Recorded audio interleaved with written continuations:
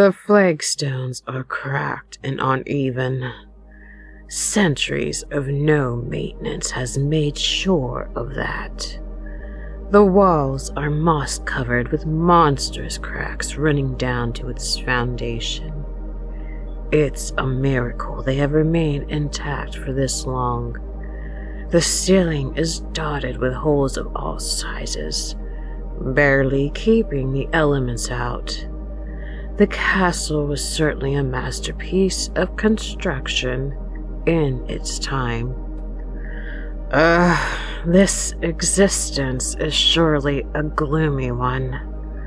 Nothing to do but kick the dirt below and observe these familiar surroundings. The only sounds were that of the wind whistling through the holes in the roof, an occasional alarming chirp of a bird flying too close to the castle. If it were possible, I would leave this prison.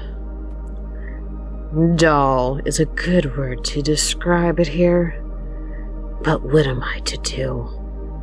I am unable to leave, cursed to forever live, knowing I will be bound to this place till the end of time. I try not to think about it much, but it pops up at the forefront of my thoughts every now and then. I turn over to face the other wall, stretching my wings as I do so. They get restless, so they do. My wings.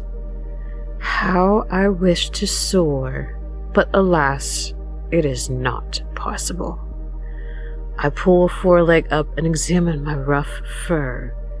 It has been centuries since I last bathed. What does water feel like? I probe the depths of my memories. It is for naught, though. A sigh escapes me. This is my life.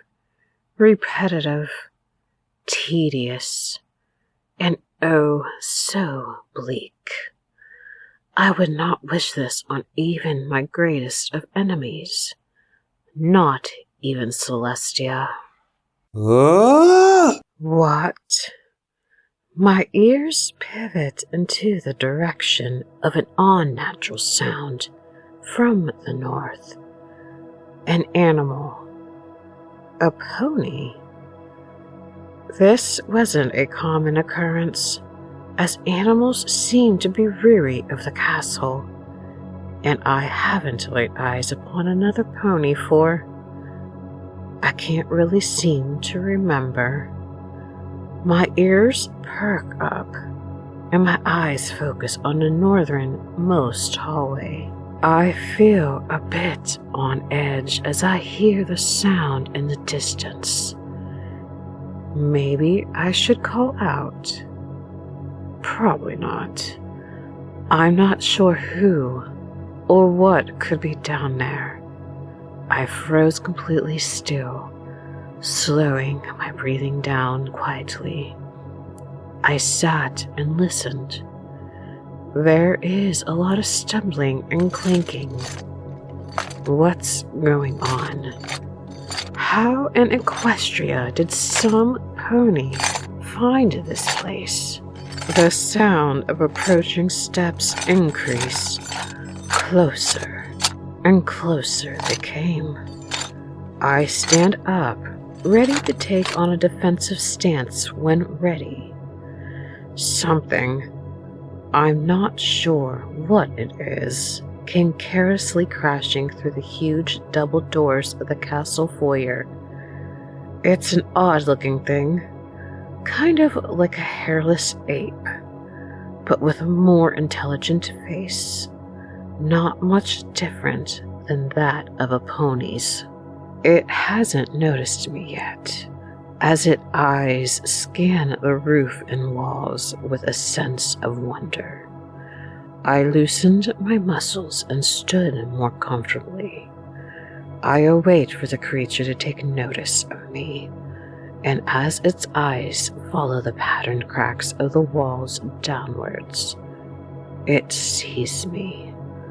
The eyes widen a fraction, a curious stare adorning its face.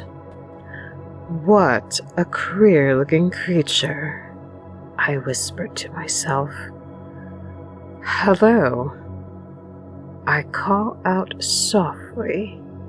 The creature looks taken aback. Has it not seen a pony before?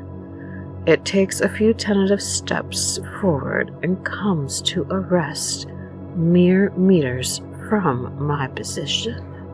You're an alicorn, it says in a rather soft, masculine voice. It's a male. Yes, I say tiredly, slowly analyzing him. But I thought He seems to drift off for a moment. Princess Celestia was the only one. My brow raises in question. So, you are unaware of who I am. Typical. It has been centuries. Of course, my story has probably faded into myth and legend. But perhaps this would be a good opportunity to escape from this hell. He could be the one to release me. Come forward, I speak slowly. I need your help with something.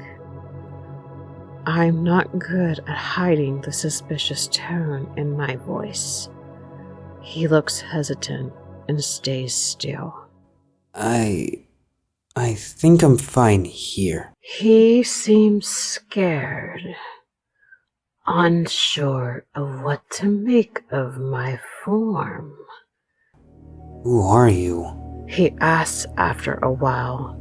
His voice wavered as he spoke. I am Nightmare Moon. His eyes widen once more as a look of familiarity flashes in them. So, you know who I am? I ask him, a small smirk playing across my muzzle. He stays silent for a while longer. Only from full stories. I frown at that. So, my efforts to bring forth eternal night have turned into nothing but a fool's story. How disappointing. I sigh and lay down, folding my forelegs. You are not terrified by my presence. A little, but you haven't tried to hurt me yet. I try to give ponies the benefit of the doubt. He loosens up and stands more comfortably before me. Clearly, he has convinced himself that he is safe. I'm Elliot, by the way. He smiles. How curious.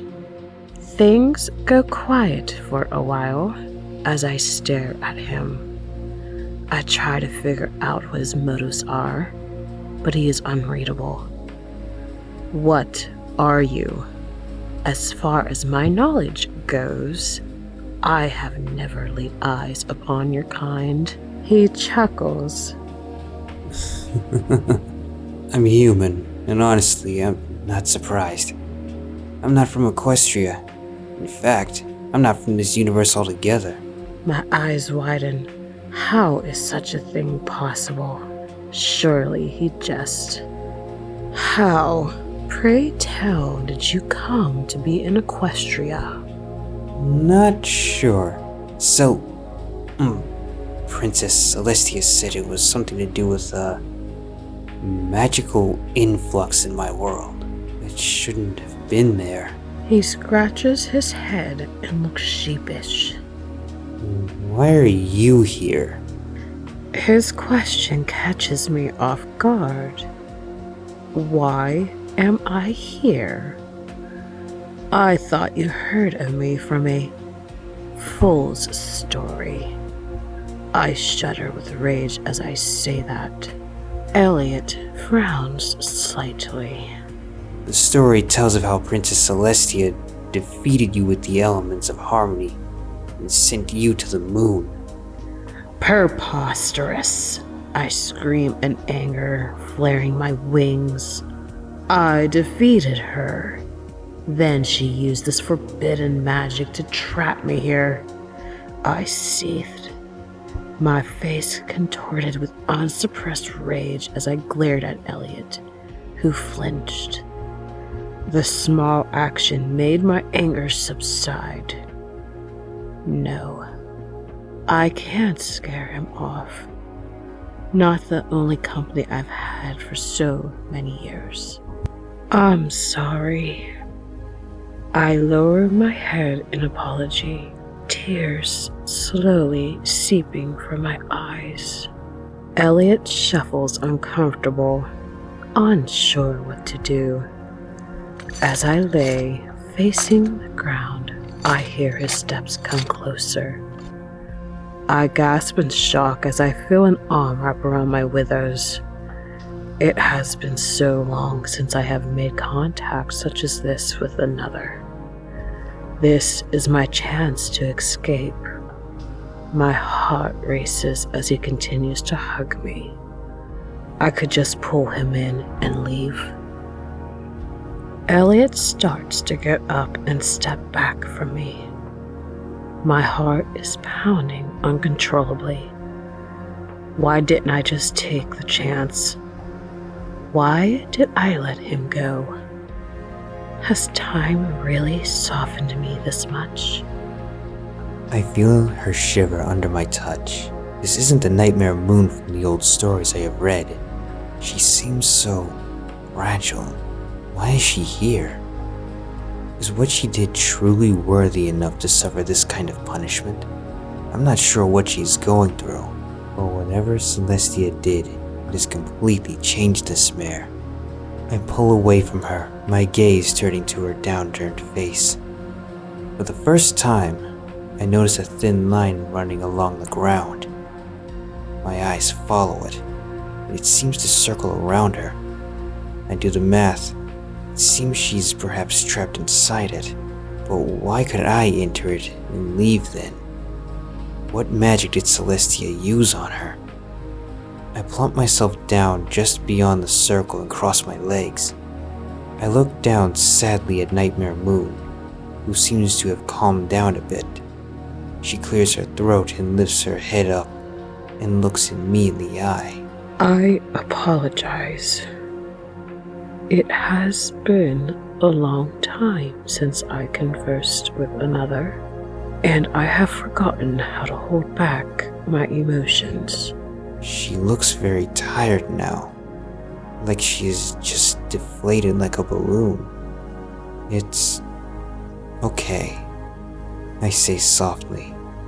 I feel awkward now, not sure what I should say or do. At the moment, I'd like to just turn tail and run, but after seeing her like that, some ponies supposedly feared by all of pony kind, reduced to a quivering mess. I can't in good conscience just leave her. I set out into the Everfree to complete my dream of exploring the unknown, but this is something else completely. I'm starting to think this was the reason Celia didn't want me to come here.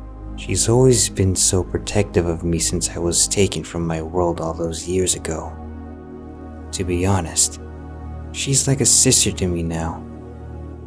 But to think she did this, I'm not so sure what to think at the moment. Tell me a story. I perk up at the sudden voice. What? A story. Tell me one. It has been so long since I have conversed with another. Tell me something from your world. Yeah. Okay.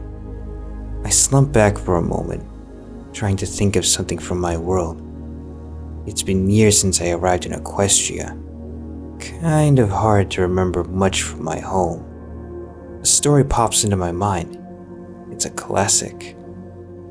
There was once a woman, beautiful and kind. She was by far the most beautiful woman in the land.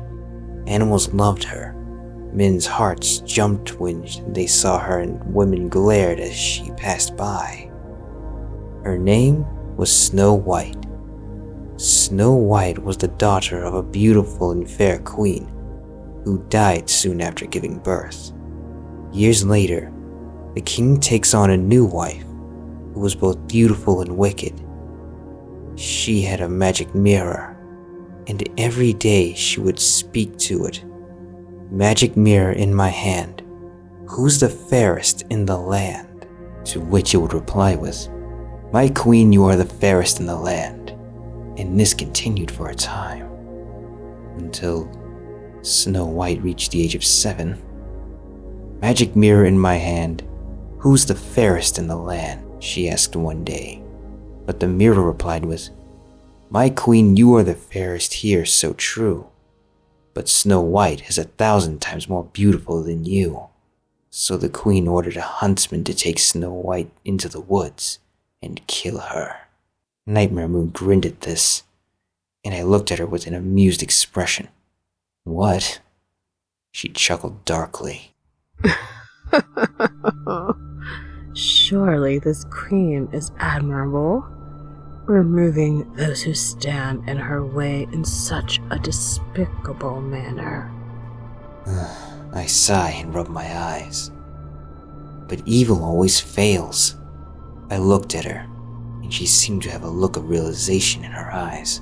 Yes, I suppose that's true. She breathes an almost nostalgic sigh and slumps down, laying her head on the ground. But evil always fails. Evil always fails.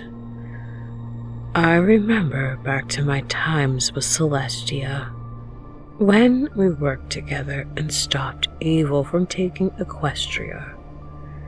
Each time we were victorious. I was evil, wasn't I? Yes, I suppose that's true. I sigh and lay my head down.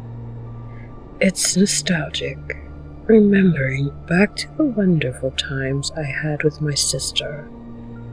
Yes, I still feel the resentment for her, but I can't stop loving her as my family. My only family. Are you okay? Elliot shifts uncomfortably from his seat and gazes at me with concern. When was the last time someone cared for me? A small tear escapes me, and I breathe out heavily. No, admittedly, I feel nothing but sorrow in my life. I am trapped here. I have no way to escape. I'm not going to use him to escape. I'm not going to trap him here. How could I do such a thing to someone so caring? If I put him here and left, I would live a life of regret, knowing I imprisoned the only being who felt emotion for me forever. I want to help. He replies, looking sadly at me. There is only one way for me to escape, and I could never do that. Not to you. My ears fall down and I sigh again. I stare at a far wall with a forlorn expression. What do you mean? I let out a shaky breath. You would have to switch places with me. I crawl up, tucking my head under a wing. Oh. Things go quiet for a while. The silence is painful. I just want him to say something, anything. It feels like he's judging me. Is he going to leave me here? It stays like this for what seems like hours. I peek up at him and see him sitting in deep thought. What is he doing? What if I spoke to Celestia? He sounds unsure. No, I say in a desperate tone. I can't go to her. She would never let me leave. She put me here. That would be a fool's errand. Do you forget that she placed this prison around me? Elliot rubs his temples and sighs deeply.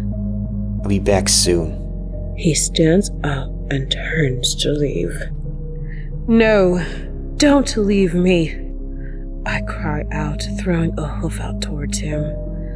I cross the circle, and there was a blinding white flash of pain as my leg burst into flames. I felt as my fur burned away and my flesh began to melt. I yelped in pain and pulled my foreleg back and held it close to me and cried. I forgot how painful it was to cross the line. Elliot stood by the exit with a look of pure horror. Are you okay? He shouted in concern. I waved a wing at him to signal him to leave. He didn't understand the gesture and stood there, awaiting my reply. I'm sorry. I forgot what happened when I tried to cross. I tried to control my breathing and bring it back to normal. It's fine. I heal faster than normal ponies. To prove, I held my burned leg up. It was fully healed as if nothing had happened. Please, don't leave me. I cried pathetically, looking up at him. Elliot smiled. I won't leave you. I just have to pack up my camp and bring the tent back here. I feel like a weight is lifted. Promise. I promise. He replies firmly with a toothy smile. I promise. I say, grinning. I turn to the door and jog out, closing it behind me. I pick up my pace to a sprint, eager to make it back to camp and get back before nightfall. I make it back to the hole on the castle's side and lower myself down the strong vines. I turn and survey my surroundings. The ground before me is scattered with rubble, obviously broken off of the castle. Tufts of weeds growing out from random areas. It's a sorry sight. I make my way over the uneven ground and jog into the dense brush of the forest. I see a marked tree with bright orange spray paint.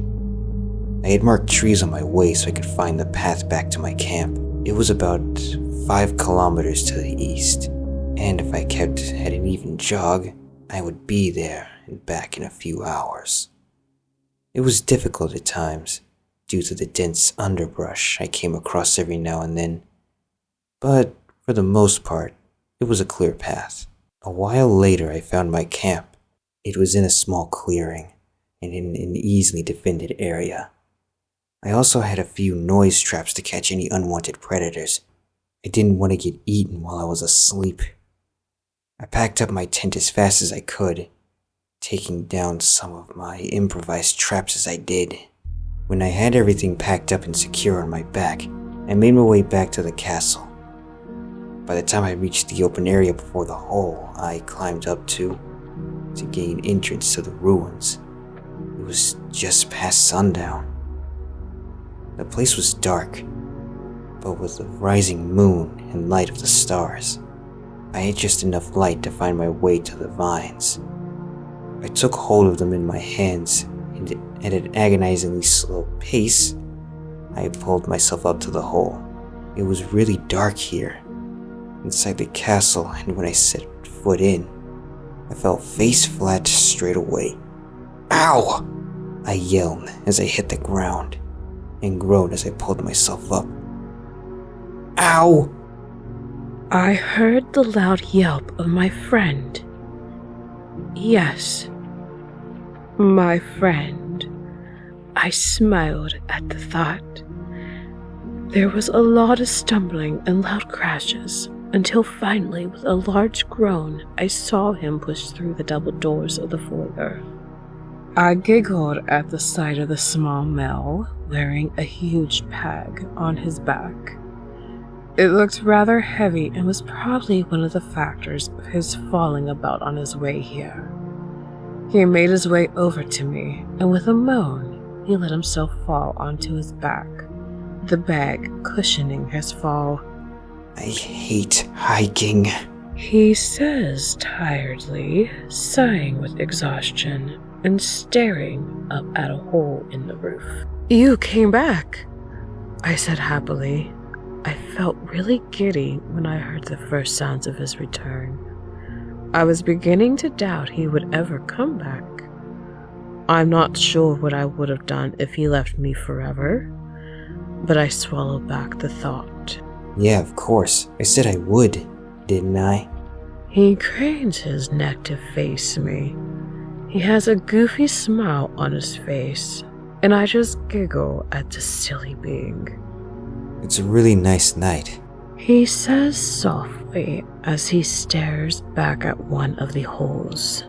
You can never see this many stars from Canterlot. The lights block most of them. I felt a pang of anger as he said that. The lights are bright enough to shroud my night.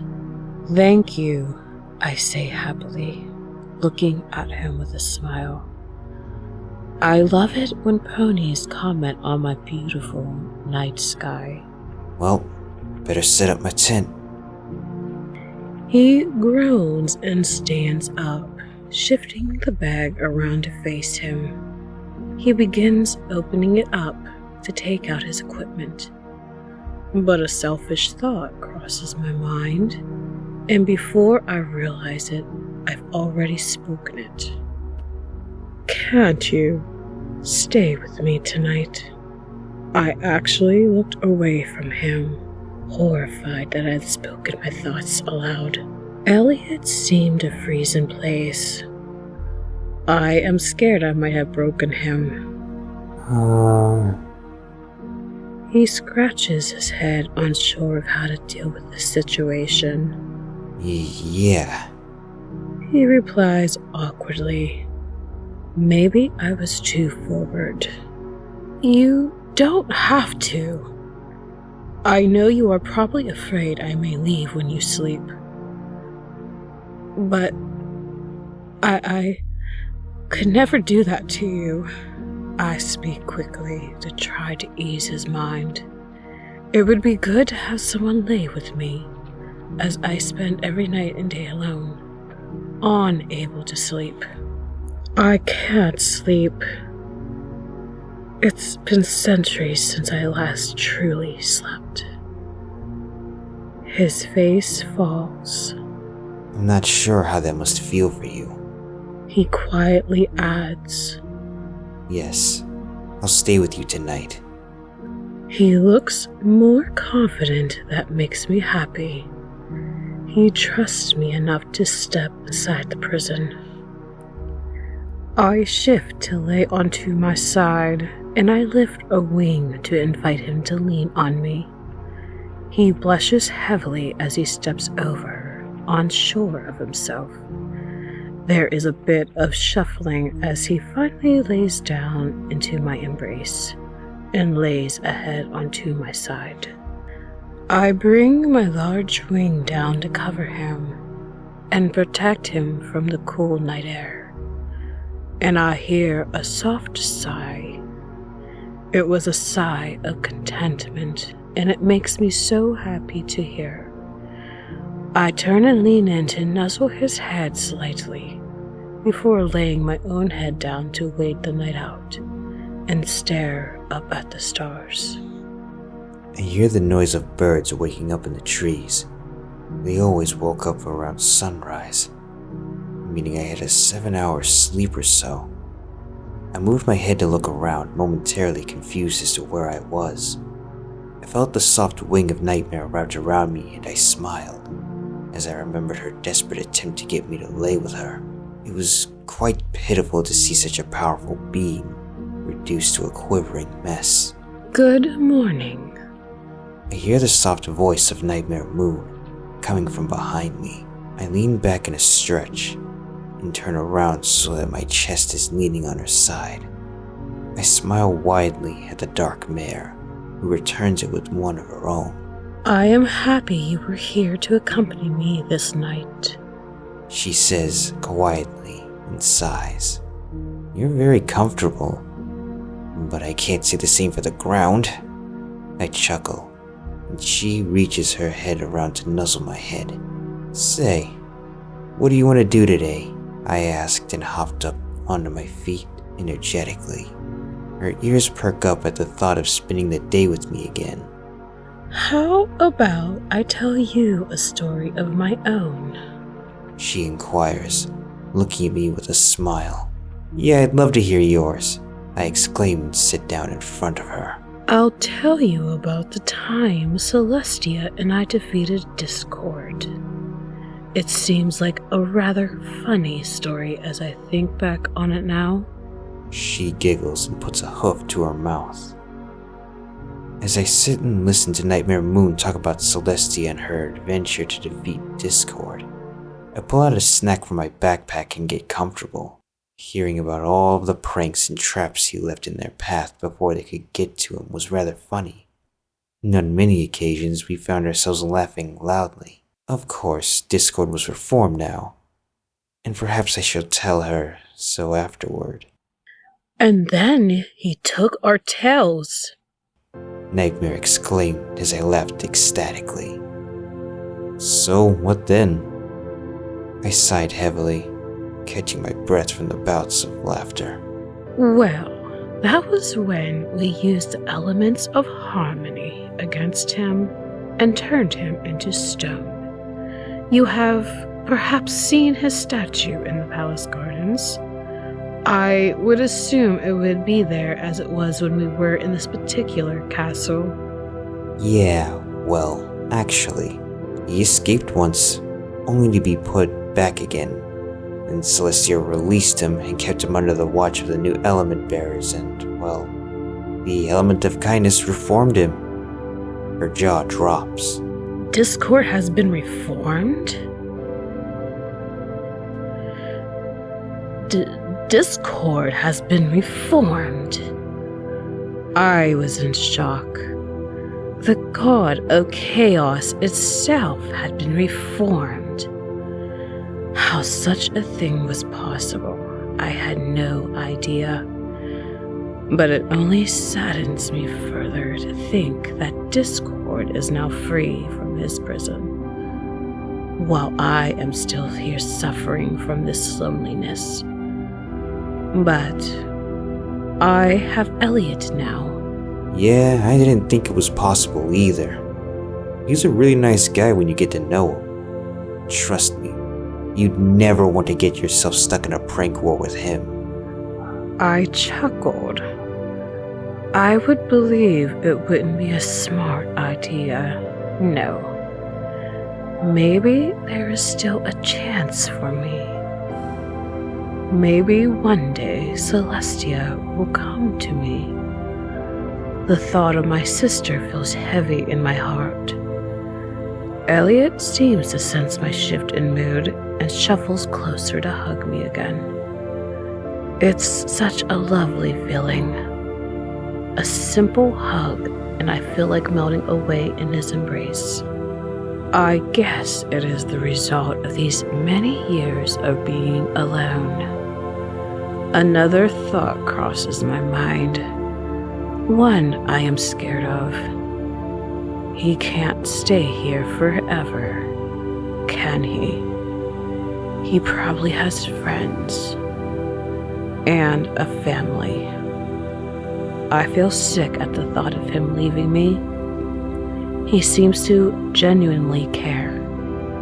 He is still holding on to me, And with these thoughts weighing heavily on my mind, I begin to cry. I shift around to wrap my hooves around his shoulders, to hold him close to me. He strokes the back of my head softly, shushing me and saying things will be okay. But will they? We sit like this for a while, and when he begins to get sore, I lay down and open my wing to usher him closer. He does so and lays into my side, wrapping an arm around me. No words are exchanged, just the soft embrace is enough for comfort between us. For hours we stay like this, and before I know it, the sun is beginning to set. I see that Elliot has fallen asleep, and I lean over and kiss his forehead. I lay over and tuck my wing beneath him a little to make it more comfortable for us both. But the action seems to stir him. Coming on to the night already? He asks himself quietly.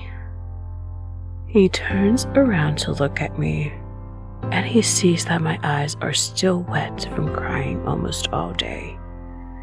He comes over and lays down by my head, wrapping an arm around my neck, and I look at him lovingly. Slowly, I lean in and his eyes seem to flutter closed softly, and I kiss his lips. It is only a gentle, innocent kiss, but it is enough to convey how I now feel for the strange being. He opens his eyes again, and he leans over me and pulls me into a tighter embrace, whispering sweet nothings into my ear, and slowly, I let sleep overcome me for the first time in a long time. As I lay over Nightmare, I watch as her eyes start to slowly close over. Was this the first time she has fallen asleep for so long? She's just after clearly showing affection towards me, and I return those feelings. Despite knowing this mare, some pony supposedly feared by all for about 3 days, I already feel such a strong connection with her. Nightmare Moon is not evil. No, far from it. I look up at the night sky and admire her stars. I slowly let sleep come to me and I rest comfortably into her side. Again I awake to the sounds of birds chirping. It was morning. I slowly move forward and turn around to look at Nightmare, who is still sleeping peacefully. She has a small smile on her muzzle, and she just looks so beautiful. Tell me the rest of the story. I hear the soft voice of Nightmare. So she's awake. Well, after Snow White is left alive by the huntsman, the evil queen discovers this, and in disguise poisons her with an apple. The apple's poison was to leave Snow White in a permanent coma, but what the queen didn't bet on was for the handsome and noble prince to come to her aid. With a kiss full of love, he awakens her. They soon get married, and the evil queen was put to death for her crimes. Snow White, the fairest lady of them all, and her prince ruled side by side over their kingdom, and they lived happily ever after. I leaned over and kissed Nightmare's nose. There were tears flowing from her eyes. I'm happy that she was destroyed. The evil queen, that is. You are my prince, Elliot. She kisses my lips again, bringing her wings around to wrap me in her loving embrace. I wish to correct my wrongs and go to my sister. I want to be free and rule with her again. I want to live happily ever after with you. We sat for a few minutes in silence. No words needed to be said. And suddenly there was a warm feeling. Both of us looked up to the sun and noticed it was beginning to glow brighter and shine hotter. There was a flash of light and a beam came out of the circle before us, and it began to slowly follow the pattern of the circle. It was disappearing. We sat there, unsure of what to do. It was gone. Her prison was wiped away. Nightmare seemed to be frozen in shock, understandable as the prison she had been stuck in was just suddenly gone. The sun began to dim again, and the sound of wings flapping heard in the distance. I looked up at the roof in time to see the silhouette of something huge descend from it. When it closed the distance, my eyes adjusted and it was Celestia. She had a serene smile on her face, and she sat down just before us. Despite her obvious look of excitement, there was a confusion to it as she saw me and Nightmare embracing. I welcome you back, sister. I sighed heavily as I made my way down the long, twisting hallways of the castle. Today was going to be a rather busy one, as I had to hold day court. And Blue Blood was wishing to speak with me. I groaned inwards. It would be unbecoming of myself to show such mannerisms in front of my guard. I reached the doors of the throne room and braced myself for the wave of questions that were about to hit. But just as I began reaching the handle with my magic, there was a bright flash from outside. I looked out of a window and saw the sun begin to brighten. I gasped. This meant only one thing. She's reformed. I took off the lightning bolt and shot out an open window. I took flight and with all my speed made my way to the ever-free forest. I need to get to the old castle. My heart was racing. Finally, I was going to get my sister back. Tears of joy began flooding my eyes, tears I have not experienced in a very long time. I saw the castle coming into view. It looks so decrepit from the last I lay eyes upon it. There's a bright flash from inside. The seal is breaking. I closed distance to the roof, and I began descending into one of the many holes dotting it. I lowered myself, and as my eyes adjusted to the dim lighting of the room, I saw her. She was embracing Elliot? I sat down excitedly, and I spoke up quickly. I welcome you back, sister. There was an awkward silence for a time until Elliot spoke up.